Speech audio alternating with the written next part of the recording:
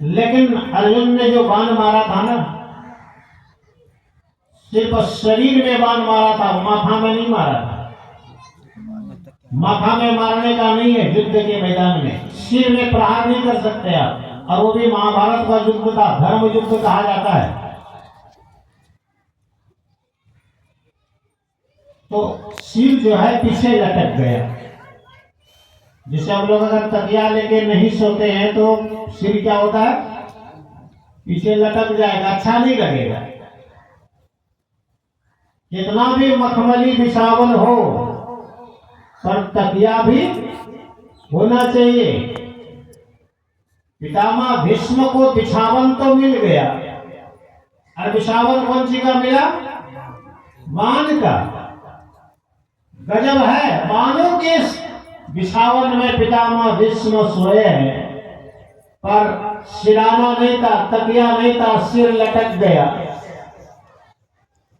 तो आवाज लगाई, अरे कोई तकिया ला करके दो, सिर लटक गया, तकिया दो, सिराना दो, सिर लटक रहा है। तो वहां पर मौजूद थे दुर्योधन। दुर्योधन दौड़ करके चले गए शिविर में,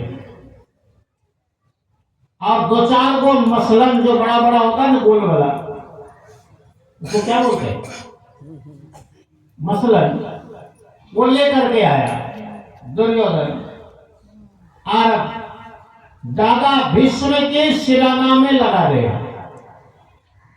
कह लीजिए दादा, ये बहुत सुंदर मखमली जो है ना, हम सिराना लाए हैं। सिराना में जब लगाने लगे दुर्योधन, तो डांट दिया पितामह भीष्म ने, अरे मूर्ख, तुमको सिर्फ तकिया देना नहीं आता है। कहा बढ़िया तकिया लाए हैं दादाजी, बड़ा गद्दादार रुईदार है। कहता मूर्ख, तुमको पता नहीं है, तुम नहीं जानते हो सेवा क्या होती है। तो यहां से दुर्योधन के दिए हुए तकिए को, सिराना को दादाजी ने हटा दिया। हटा दिया। अच्छा बताइए, सिर लटक रहा है तो तकिया ही तो चाहिए ना, तकिया तो दे दिया, फिर उनको अच्छा नहीं लगा। तब वो कहा, दादाजी और क्या दे, आप सोए हैं तो अब तकिया मांगा तो हमने दे दिया, तो फिर आप डांट रहे। मूर्ख, तुमको नहीं आता है सेवा करने के लिए। अरे अर्जुन को कहा, हटो यहां से, अर्जुन को बुलाओ। अर्जुन आया, हाँ दादाजी आदेश। का आदेश यही है, तुमने बिछावन दिया है तो अनुकूल तकिया भी दे दो। बिछावन किसने दिया था, अर्जुन ने।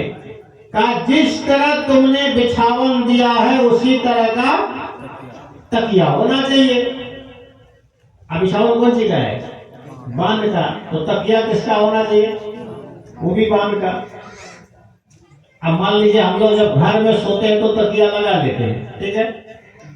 और कभी कभी वो खेत खलिहान में काम करने वाला घर देहात का आदमी, और खेत में बहार में अगर कभी नींद आ जाती है तो सोते हैं ना, तो कैसे सोते हैं, कौन तकिया लेते हैं, वो ईटा पत्थर लगा लेते हैं या हाथे का तकिया बना लेते। बिछावन है, जमीन में सोए हैं तो कुछ भी लगा लो। कहा तुमने बिस्तर दिया है तो तकिया भी दे दो, और जिस तरह बिछावन दिया है उसी तरह तकिया होना चाहिए। अर्जुन ने कर्कश से 3 बाण निकाला, 3 बाण, और माथा में छेद करते हुए तीनों बाण जमीन में गाड़ दिया। ऐसे करके लटक गया।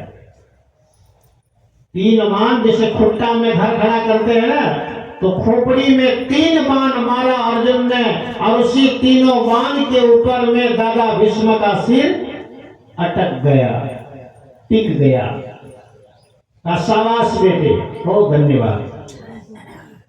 मैं आशीर्वाद देता हूं, महाभारत के युद्ध में तुम ही जीतोगे, तुम्हारी विजयी होगी, जाओ विजयी भव। क्यों? अरे भाई सोच लीजिए, कोई तीर मार करके खोपड़ी फाड़ दिया,